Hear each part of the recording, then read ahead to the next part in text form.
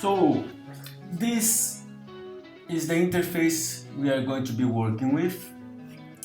We have seen the windows, the brushes, the brush settings, the navigator, the color and layers. We also have here the history. You can bring them out or just get them back in and rearrange it the way you prefer, right? Just put them, when you see the blue bar here, you can just let go and rearrange it the way you prefer.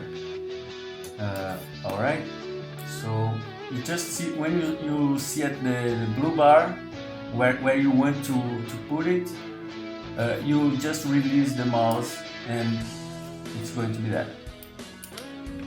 Alright, so this is the basic interface. Okay,